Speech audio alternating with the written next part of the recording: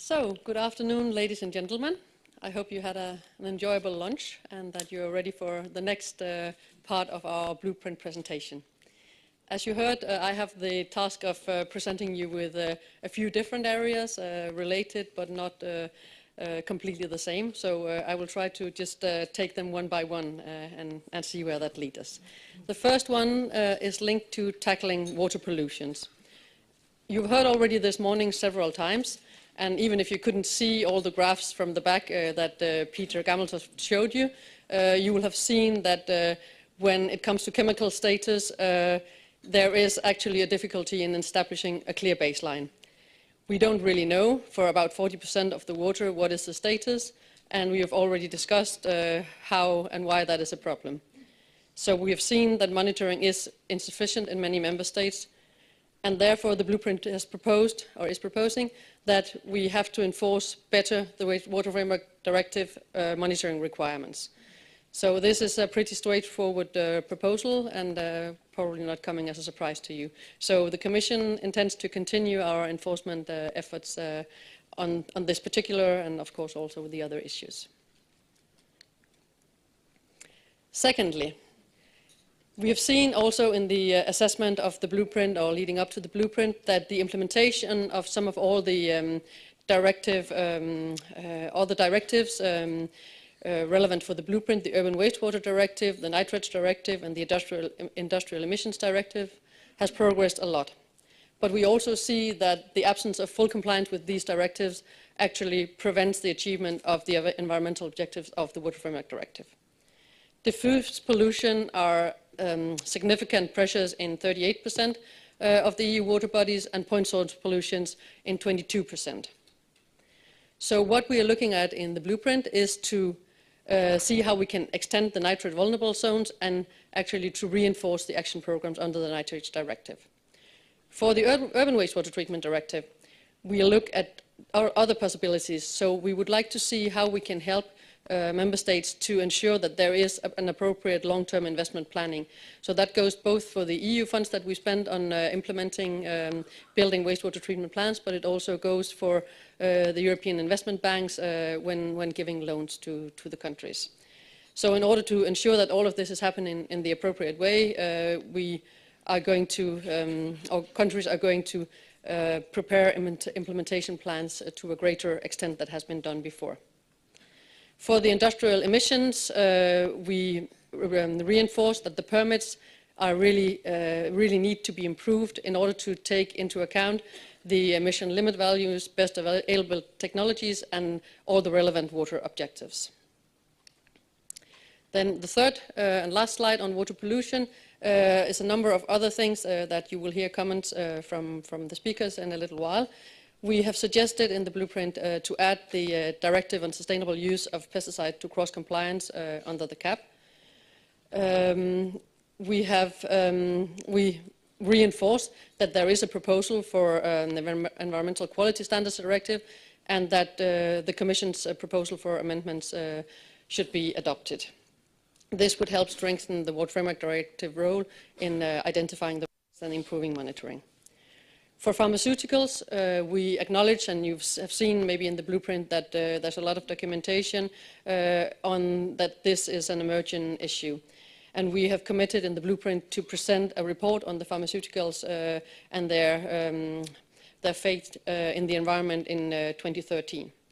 And based on that, we will come up with an assessment of whether amendments to legislation is needed or how we can tackle this problem better in the future. Then coming to the second topic on sustainable water infrastructure. We have examined, as part of the preparation for the blueprint, we've examined leakage in a number of case studies, 7 across the EU member states, and we've seen that the actual leakage rates vary in the case studies that we've seen between 10 and 74%. These are, of course, impressive numbers, especially the last one. We have also seen that while we want these numbers to go down across Europe, there is really a need to tackle them on a case-by-case basis and to make sure that what we achieve in terms of environmental and economic benefits are actually appropriate compared to the problems that we're trying to solve. We have looked into a methodology that is called the SELL, Sustainable Economic Level of Leakage methodology, and for us that seems to be a promising tool that can help help water companies and help in general to assess whether the leakages, how and how much the leakages should be reduced to get to a sustainable level. So we're going to work with the water industry and with all relevant stakeholders to see how we can further develop and integrate this methodology into the work.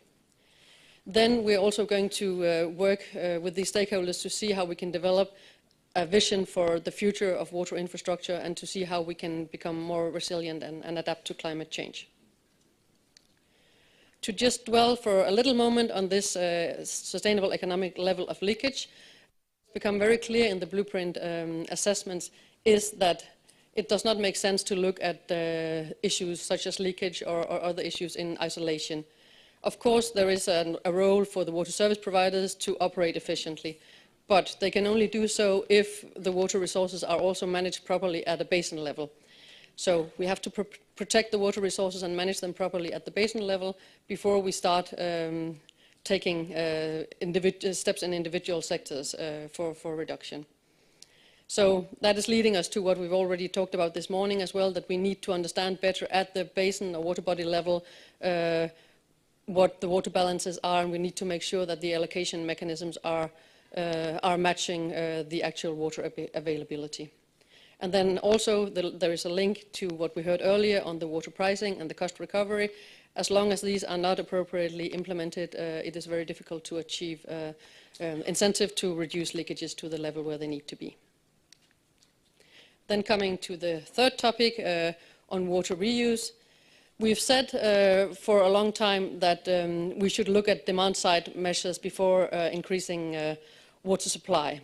But you can see this as a sort of a softening of that position, because we have actually assessed in the blueprint preparation a number of different alternative water supply options, and we have considered, or we have seen that the reuse of water seems to actually have does actually have a lower environmental impact than other alternative water supplies.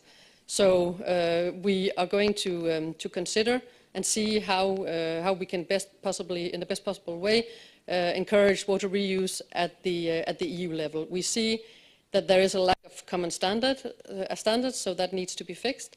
And we see also that there could be potential obstacles to the free movement of agricultural products related or irrigated with reused waters. So we're going to look further into that and come up with a proposal for how to address it further on. So this was the end of my very short presentation, and that should leave us a lot of time for discussion. Here are the questions that we have put forward for discussion, and I give the word back to our chairman.